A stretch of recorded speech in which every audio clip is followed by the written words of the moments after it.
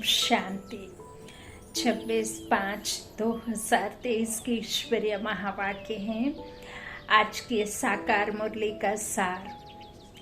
हे मीठी लाल, रात को जागकर मोस्ट बिलव्ड बाप को याद करो, देही अभिमानी बनो। श्रीमत कहती है बाप समान निरहंकारी बनो। प्रश्न है, शिव बाबा के साथ ब्रह्मा की मत बहुत नामी ग्रामी है, क्यों? उत्तर, क्योंकि ब्रह्मा बाबा शिव बाबा का एक ही मुरब्बी बच्चा है।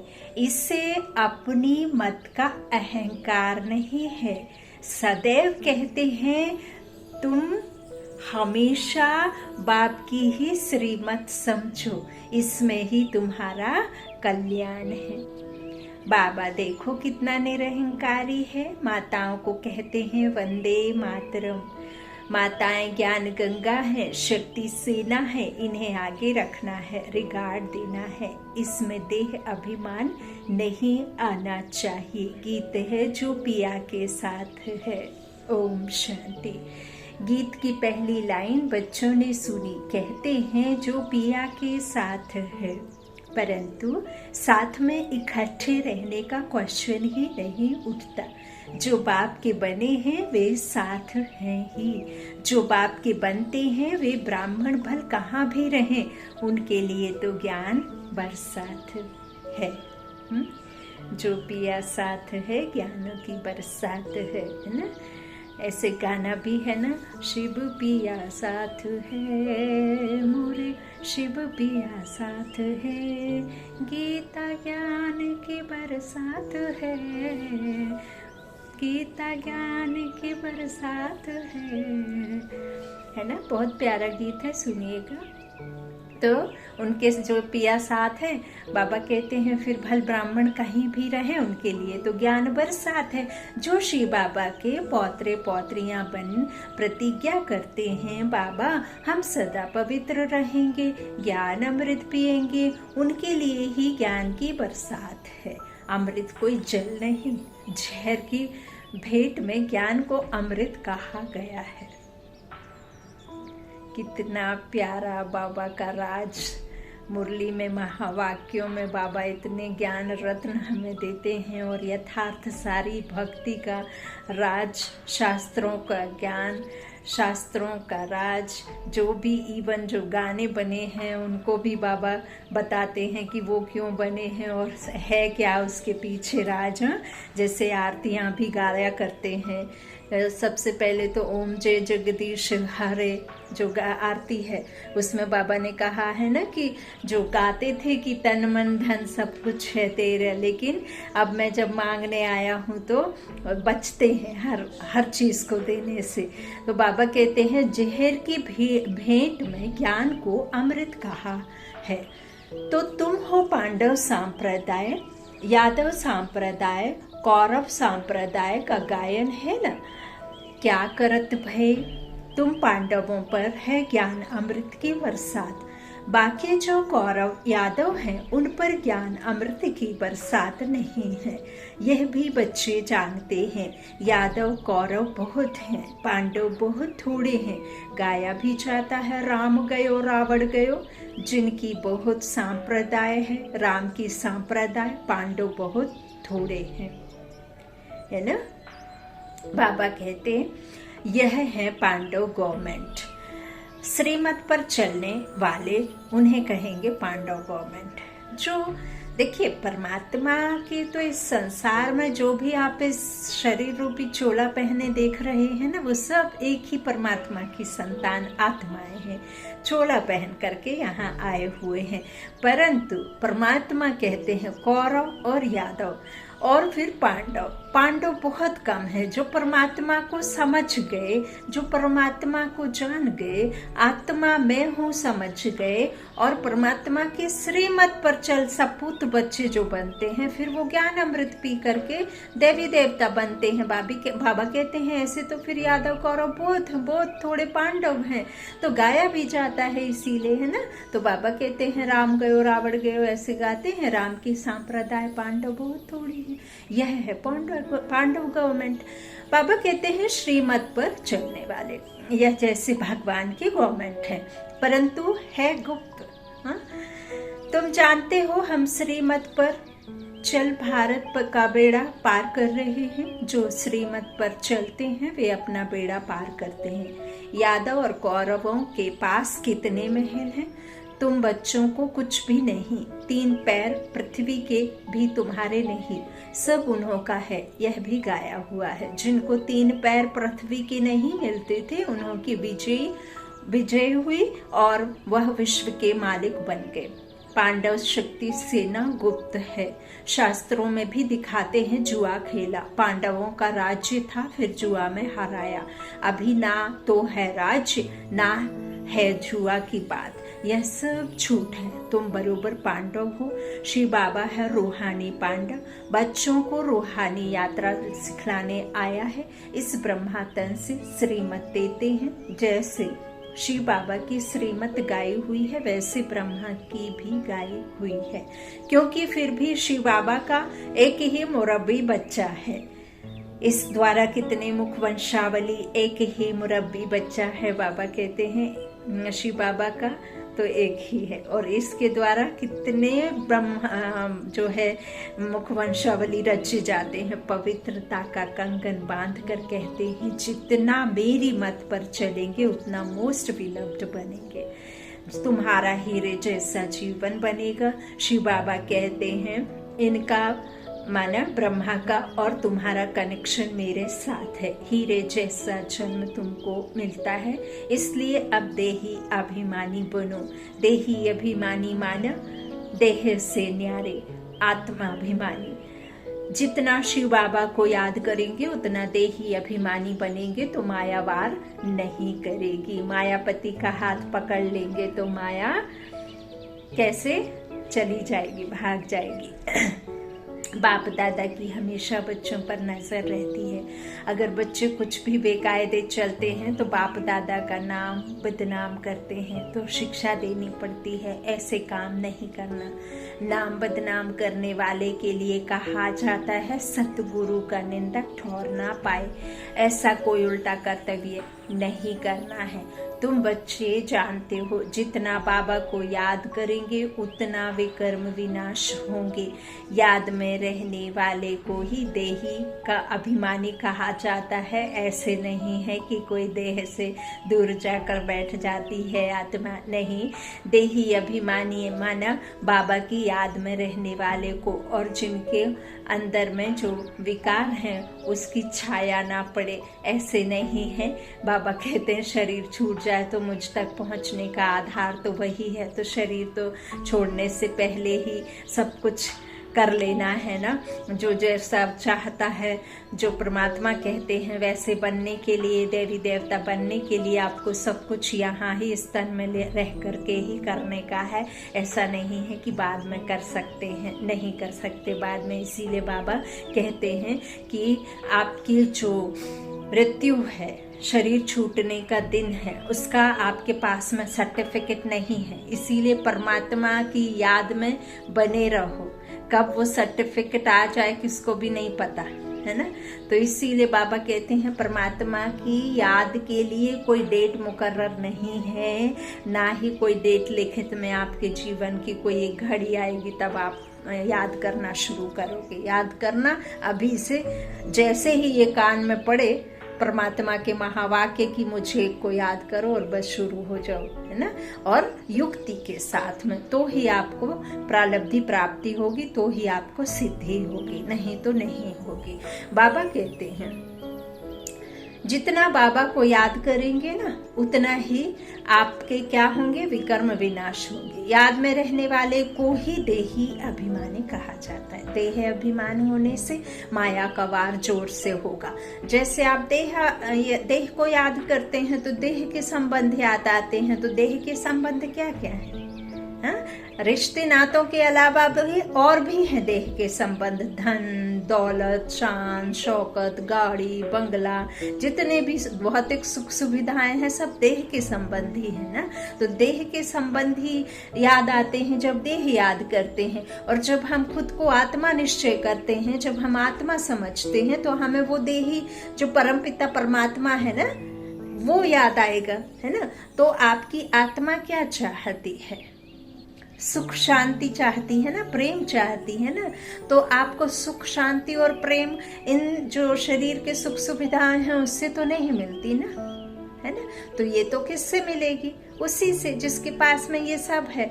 तो आपका जब तक शरीर है तभी तक आपके ये जो बाहरी सुख सुविधाएं हैं वो मालिक हैं। फिर उसके बाद में ना तो ले जाने का आपके पास में कोई तरीका है, रास्ता ही नहीं है ले जाने का साथ में, या तो छोड़ कर जाए या दे कर जाए, तीसरा ले जाने का कोई रास्ता नहीं है।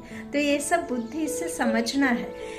कई बार ऐसा होता है कि जब कोई देह छोड़ता है, किसी की देहांत होता है, और जब उसकी देहांत के समय सभी के मन में एक ख्याल आता है कि एक दिन जब सबका यही होना है, तो फिर क्यों हम इस दुनिया में इन सब चीज़ों के पीछे पड़े हुए हैं, धन के पीछे, दौलत के पीछे, इतना शान शौकत, बंगला गाड़ी, और जो जाने वाला होता है चला जाता है तो मालिक कोई नहीं बचा होता है घर द्वार का ना। चाहे फिर वह ट्रस्टी में चला जाए, चाहे गवर्नमेंट के पास चला जाए, चाहे कोई किसी तरह का चला जाए, जहाँ भी जो कोई बचा होता है संबंधी, या तो ठीक है, अदरवाइज कोई नहीं है तो फिर वो गवर्नमेंट को हैंड ओवर हो जाता है, वो रूल कहता है।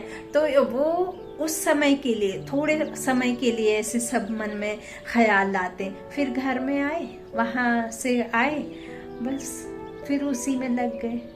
थोड़े समय के लिए नहीं, हमेशा के लिए सोचना है, हर पल सोचना है कि यदि आपके पास में 2 से 3 वक्त की रोटी, रहने के लिए छत, और आपके पास में इतना है कि आपको किसी से मांगने की ज़रूरत नहीं है, और आपके सारे जो भी शौक हैं वो पूरे हो रहे हैं, तो फिर और की चाहत नहीं। बाबा ने परसों की मुरली में लिखा भी है कि पेट को क्या चाहिए, क्या चाहिए? 2 रोटी चाहिए, खाने को भोजन चाहिए, और रहने को एक छत चाहिए, बस और कुछ नहीं चाहिए। क्या मांगता है पेट? यही तो मांगता है, लेकिन हम कितना करते हैं उसके लिए? देखो, तो ये एक्स्ट्रा ही है ना, है ना। तो परमात्मा देखिए, माया, संपत्ति, धन दौलत, बाबा कहते हैं खूब कमाओ। वो धन दौलत के लिए बाबा नहीं कहते कि मत कमाओ, कि अपने बच्चों की शान शौकत में आप खर्च मत करो, आप अपने सुख सुविधाओं के लिए खर्च नहीं करो। बाबा कहता है माया, जो काम, क्रोध, मोह, लोभ, अहंकार, अशुभ भावना, अद्वेष, घृणा, किसी के प्रति बदले की भावना, किसी के प्रति हमेशा रॉन्ग ही थॉट रखना, किसी के लिए मन में यही कि हम आगे बढ़ें वो आगे ना बढ़ें, यह सब छोड़ना है। इस माया से बाबा कहते हैं अपने आप को दूर रखो, अपने आप को छुड़ाओ, है ना। वो तो सब खूब करो, बाबा कहते हैं, उसमें थोड़े ना कोई मना करता है, लेकिन वो भी फिर जैसा धन जैसा मन, कहते हैं ना, जैसा अन्न वैसा मन, जैसा धन। जिस दुआ के साथ में धन आएगा तो आपको बहुत ऊपर उठाएगा, और बद्दुआ के साथ किसी का दिल दुखा करके धन घर में आएगा, किसी के कष्टों को लेकर के आप अगर धन लेकर कमाते हैं, दुख दे करके आते हैं, किसी के झूठ छपाट बोल करके धन लेकर के आते हैं, जिससे ब्लैक मनी कहा जाता है, तो उस सब धन से आपको फलीभूत नहीं होगा। कभी ना कभी, कहीं ना कहीं, कैसे न कैसे आप जितना कमा रहे हो उससे कई गुना ज़्यादा आपके उससे निकल भी जाएगा, क्योंकि आपने वो अच्छा धन नहीं था, दुआओं का धन नहीं था, मेहनत का धन नहीं था, इसीलिए। और जो मेहनत की कहते हैं एक, और जो कहते हैं कि जो जबरदस्ती जैसे किसी के साथ धोखाधड़ी करके कमाया हुआ, वो 100 आपके कुछ काम का नहीं है, क्योंकि आपने किसी को कष्ट दे करके धन घर में आया है ना। तो वो वैसा ही आएगा, वैसे ही करेगा आपके घर में। तो इसीलिए धन दुआओं का होना चाहिए, है ना। अच्छा, तो बाबा कहते हैं इस तरह से देह अभिमान होने से क्या होता है? देह अभिमानी बनना माना माया का बार होना, देही अभिमानी बनना माना बाप का बनना। देखो है ना, यह बात बड़ी सूक्ष्म है। पुरुषार्थ कर बाप को याद करना है। वह बाप भी है, साजन भी है, अपार सुख देने वाला है। कहते हैं तुम बच्चों के लिए हथेली पर वहिष्ठ ले आया हूँ, सिर्फ तुम श्रीमत पर चलो। श्रीमत कहती है देही अभिमानी भव। देह अभिमान ने तुम्हारा बेड़ा गर्क किया है। माया तुमको देह अभिमानी बनाती है। रूहानी बाप को सब भूले हुए हैं। अभी बाप के आकर परिचय, बाप ने खुद आकर परिचय दिया है। तुम अपने को अशरीरी आत्मा समझो। मेरा तो शिव बाबा और वर्षा स्वर्ग की राजाई। बस देह अभिमान में आकर मेरा कहा तो स्वर्ग का राज ले नहीं सकेंगे। हम आत्मा है, यह पक्का निश्चय करो। यह जो आत्मा सो परमात्मा का भूसा बुद्धि में भरा हुआ है, वह निकाल दो।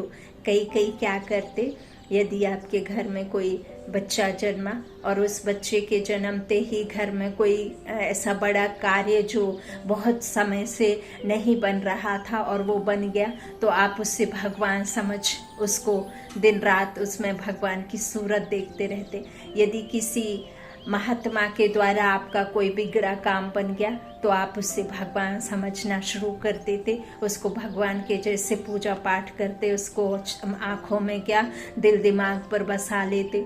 और कोई आपके घर में समझो कोई सदस्य है, पति ही ले लो आपका, यदि आपके घर में पति है, वो आपकी हर तरह से केयर करते हैं, हर एक छोटी छोटी बात का ख्याल रखते हैं, तो फिर उसे ही भगवान समझ लेते हैं। और टिक्कर भित्तर पांच तत्वों को, चांद सूरज को, ना सबको भगवान तो समझा ही है। तो परमात्मा वही कहते हैं कि मेरे को कितना, एक बाप को कितना देखो गाली दिया है ना, भक्ति में रह करके, और नीचे उतरते आए, क्योंकि परमात्मा तो एक ही है ना। तो बाबा कहते देखो कितना भूसा भरा हुआ है, आत्मा सो परमात्मा कह देते हैं। तो सबसे पहले तो निश्चय करो कि मैं आत्मा हूँ और वो परमात्मा एक ही है। तो इस तरह से वो निकाल दो आत्मा सो परमात्मा। अभी देही अभिमानी बनो, बाप को याद करो तो तुम्हारा बेड़ा पार होगा। श्रीमत पर चलो, देही अभिमानी नहीं बनेंगे तो बाबा कहते हैं इस तरह से माया बेड़ा गर्क कर देगी। ऐसे बहुतों का बेड़ा माया ने गर्क किया है, क्योंकि श्रीमत पर नहीं चलते हैं। युद्ध का मैदान है, तुम्हें किसी भी बात में हार नहीं खानी है। काम का भूत तो एकदम पुर्जा टुकड़ा टुकड़ा कर देता है। सेकंड नंबर है क्रोध का भूत।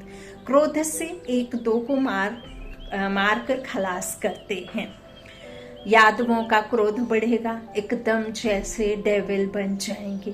क्रोध भी बड़ा भारी दुश्मन है।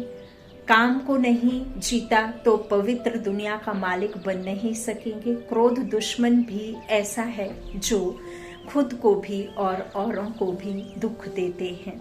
यह भी है भावी। अब यादव, कौरव, पांडव क्या करते हैं यह तुम ही जानते हो। यह है पांडव गवर्नमेंट। अब तुम देखते हो पांडवों का राज्य तो है नहीं, 3 पैर पृथ्वी के भी नहीं मिलते हैं। उन्हों का तो देखो कितना दबदबा है। तुम बच्चों में बहुत थोड़े हैं जो नारायणी नशे में रहते हैं। नशे सभी में है, नुकसान। हाँ, बाबा कहते देह अभिमान में आने से बड़ा नुकसान है। तो बाप समझाते हैं तुम सदैव शिव बाबा को याद करो, ऐसे मत समझो। यह ब्रह्मा ज्ञान देते हैं, समझाते हैं शिव बाबा को याद करो। शिव बाबा कहते हैं मेरे साथ योग लगाओ। यह ब्रह्मा भी मेरे साथ योग लगाते हैं। मुझे याद करेंगे तो मैं मदद करता रहूँगा। तो बाबा कहते मुझे याद करेंगे तो मैं मदद करता रहूँगा। देह अभिमानी बनने से माया वार करती रहेगी और फिर एक दो को दुख देते रहेंगे। इसमें भी 2 है बड़े दुश्मन, नंबर वार तो होते हैं ना, काम और क्रोध। सभी जानते हैं काम क्रोध है प्रत्यक्ष विकार, मोह लोभ आदि तो गुप्त है ना। किसी को मोह है तो मोह दिखता नहीं ना, लोभ है तो लोभ दिखता नहीं है, लेकिन काम और क्रोध एक्सप्रेशन से, कर्म से सबसे दिखाई देता है, तो ये प्रत्यक्ष है ना। बाबा कहते हैं तो इन भूतों पर विजय पानी है, काम क्रोध। बाप कहते हैं अभी तुमको 3 पैर पृथ्वी के नहीं मिलते हैं, मैं फिर तुमको विश्व का मालिक बनाता हूँ। बाप की हमेशा दिल होती है बच्चा नाम निकाले। कोई पूछे तुम किसके बच्चे हो तो फलक से उत्तर देना चाहिए, हाँ। ओहो, बाप ने बच्चों को बहुत ऊंचा बनाया है ना। लौकिक बच्चे होते हैं, कोई इंजीनियर, कोई बैरिस्टर, कोई डॉक्टर, कोई क्या, तो बाप खुश होते हैं ना। कोई बच्चे तो बाप की इज्जत लेने में भी देरी नहीं करते हैं। आजकल तो यही चल रहा है, ये कलयुग है ना। अब कहते हैं ना कि जिसके माता पिता नहीं होते हैं उनको संस्कार कौन डाले भला, वो तो अनाथ है। अब अनाथ होने की वजह से उसमें संस्कार कहाँ से आए। बेचारे को जिसने चाहा, जिसने मन किया उसने पाल लिया, जिसने चाहा उसने खाना दे दिया तो दे दिया, नहीं दिया तो नहीं दिया, ऐसे सब कहते हैं ना। तो यहाँ तो इस संसार में है ही नहीं वो जिनने हमें संस्कार दिए थे, उनको तो हम भूल गए ना। तो इस संसार में तो किसी का भी धनी नहीं है। तो वो जो बेहद का धनी, जिसको वजह से भूलने की वजह से किसी के पास में भी संस्कार नहीं बचे। इस संसार में सभी निधन के हैं ना, क्योंकि अपने धनी बाप को भूले, है ना। अपने बेहद के बाप को भूलने से जो समझ थी वो समझ तो किसी के पास है ही नहीं, और जो भी कुछ है वो तो हद का है। जिसने जैसा खिलाया पिलाया, जैसे जिसने कहा कि चलो हम भगवान का पता देते हैं, उसके लिए ये करना पड़ेगा, हमने जहाँ जहाँ पीछे चल दिए, क्योंकि हम दुखी हैं। दुखी होकर के हम सुख की कामना ईश्वर से करते हैं, और ईश्वर का तो किसी को पता ही नहीं है, किसी को भी नहीं पता, क्योंकि ईश्वर तो ईश्वर का पता जाने, और कोई कैसे जाने। तो ईश्वर जब आए तब हमें बताया। अब हम धनी बाप के बने तो हम कहाँ जाएंगे, है ना। उस दुनिया के मालिक बनेंगे ना। तो बाबा क्या कहते हैं, कोई तो बच्चे बाप की इज्जत लेने में भी देरी नहीं करते हैं। तो तुमको तो बाप की इज्जत बढ़ानी है ना। कुल कलंकित बच्चे के लिए तो बाप कहेंगे मुआ भला, हाँ ना हो इससे अच्छा। तो यह बाप भी ऐसे कहेंगे, तुम कामी क्रोधी बनकर ईश्वरीय कुल को कलंक लगाते हो। बाप से वर्षा तो पूरा लेना चाहिए। देखते हो यह मामा बाबा पहले नंबर में लक्ष्मी नारायण बनते हैं, तो क्यों ना हम उनके तख्त पर जीत पाले। बरोबर तुम माँ बाप के तख्त को जीतते हो ना। बच्चे तख्त पर बैठेंगे तो खुद नीचे आ जाएंगे। अब राजधानी स्थापन हो रही है। बाप कहते हैं राजाई प्राप्त करो, प्रजा में नहीं जाना है, नारायणी नशा रहना चाहिए। भल प्रजा में भी बहुत धनवान होते हैं, परंतु फिर भी प्रजा कहेंगे ना। राजाओं से भी प्रजा में साहूकार होते हैं। इस समय गवर्नमेंट कंगाल है, कर्जा लेती है, तो प्रजा साहूकार हुई ना। साहूकार हुई कि नहीं, बाप समझाते हैं। तुम जानते हो भारत की गवर्नमेंट यह लक्ष्मी नारायण थे, अब फिर बन रहे हैं। बाप की श्रीमत पर चलने से बेड़ा पार होता है, श्रेष्ठ बनेंगे, नहीं तो माया खा जाएगी। बहुतों को खा गई है। भले यहाँ से निकले हैं, बड़े लखपति बन गए हैं। भाजी सब्जी बेचने वाले आज करोड़पति हो गए हैं। बाबा के पास आते हैं, कहते हैं बाबा अभी तो पैसा बहुत हो गया है। बाबा कहते तुम्हारे ऊपर बोझा बहुत है, शिव बाबा से तुमने पालना बहुत ली है, कर्जा हुआ ना, इसलिए खबरदार रहना है। तो वे भी समझते हैं बोझा उतार ले। वे ऐसे बहुत मिलते हैं। कराची में तुम बच्चियां भागी थी, कुछ ले आई थी क्या? कुछ भी नहीं। ब्रह्मा बाबा ने 350 से 400 बच्चों की पालना 14 साल, 14 महीने नहीं, है ना। तो 14 वर्ष की 14 महीने बाबा का जो था, उन्होंने जितना भी जो कुछ था नंबर 1 पालना दी थी। कुछ लेकर के आई थी क्या, है ना।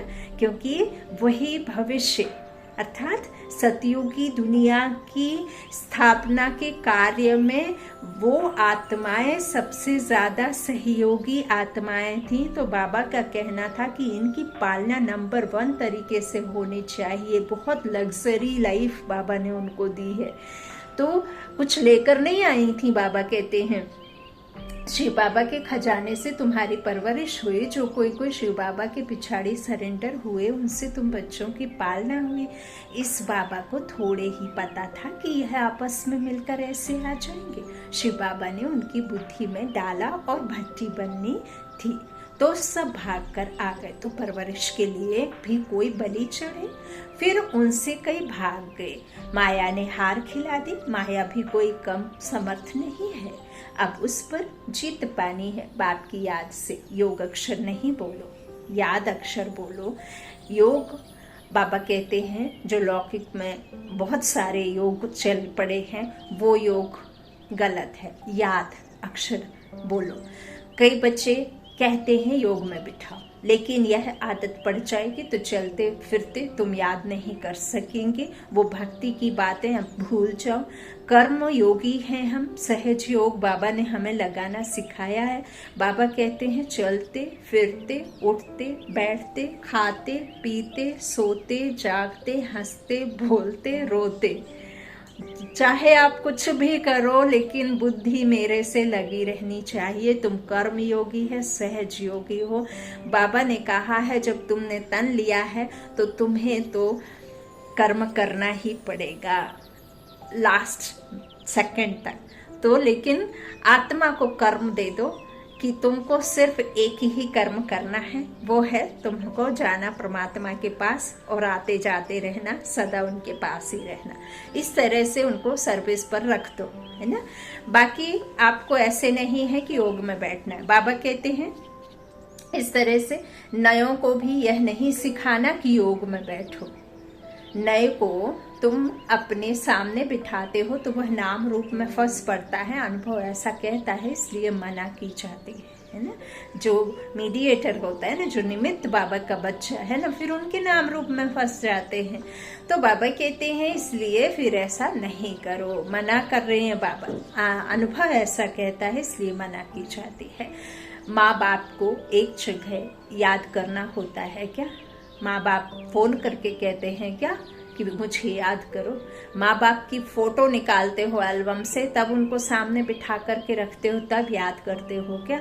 परमात्मा को याद करने के लिए तो वो बाप है। बाप को याद करने के लिए आपको कोई लाल लाइट रख करके जला करके बैठने का याद करने का है क्या? एक पिता को लाल लाइट के सामने याद करते हो क्या? तभी याद आता है। माँ ऐसे याद नहीं आती क्या? वाह हरी दुनिया। तो बाबा कहते इस तरह से तुम उठते बैठते सर्विस करते रहो। बाप को याद करने के लिए कोई किसी तरह का रूल रेगुलेशन नहीं है। सर्विस करते बाप को याद करो। बाबा के जो लाल होंगे वे रात को जाग कर भी याद करते रहेंगे। ऐसा मोस्ट विलव्ड बाबा जिससे विश्व का मालिक बनते हैं, तो क्यों ना उनको याद करेंगे। पारलौकिक बाप से अथाह सुख का वर्षा मिलता है।